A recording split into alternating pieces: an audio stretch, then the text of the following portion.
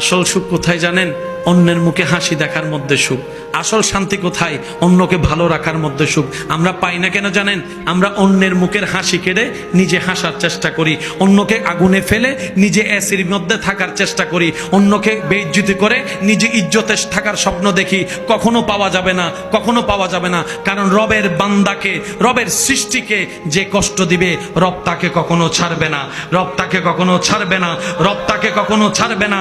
রব্বুল আলামিন অতীত বর্তমান সব জানার পরও হাসরের বিচার রেখেছেন। তার অন্যতম একটা কারণ হচ্ছে এই দুনিয়াতে যারা টাকার কারণে বিচার পায় নাই, সম্পদের কারণে বিচার পায় নাই, পাওয়ার না থাকার কারণে বিচার পায় নাই, সম্পদের জুলুমের কারণে অত্যাচারিত হয়েছে, বিচার পায় নাই। আল্লাহ সবাইকে হাসরে নিয়ে বলবে, বান্দা দুনিয়াতে তো টাকার কাছে তোর ন্যায় বিচার হেরে গেছিল, শক্তির সামনে তোর ন্যায় বিচার হেরে গেছিল, জনপাওয়ার না থাকার কারণে তোর পক্ষে কেউ কথা বলে নাই।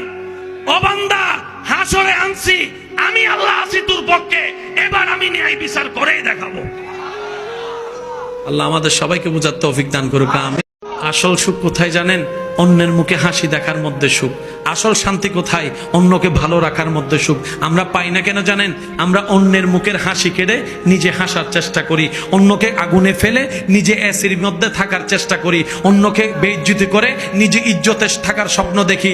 কখনো পাওয়া যাবে না, কখনো পাওয়া যাবে না। কারণ রবের বান্দাকে, রবের সৃষ্টিকে যে কষ্ট দিবে, রব তাকে কখনো ছাড়বে না, রব তাকে কখনো ছাড়বে না, রব তাকে কখনো ছাড়বে না। রব্বুল আলামিন অতীত বর্তমান সব জানার পরও হাসরের বিচার রেখেছেন। তার অন্যতম একটা কারণ হচ্ছে এই দুনিয়াতে যারা টাকার কারণে বিচার পায় নাই, সম্পদের কারণে বিচার পায় নাই, পাওয়ার না থাকার কারণে বিচার পায় নাই, সম্পদের জুলুমের কারণে অত্যাচারিত হয়েছে, বিচার পায় নাই। আল্লাহ সবাইকে হাসরে নিয়ে বলবে, বান্দা দুনিয়াতে তো টাকার কাছে তোর ন্যায় বিচার হেরে গেছিল, শক্তির সামনে তোর ন্যায় বিচার হেরে গেছিল, জনপাওয়ার না থাকার কারণে তোর পক্ষে কেউ কথা বলে নাই।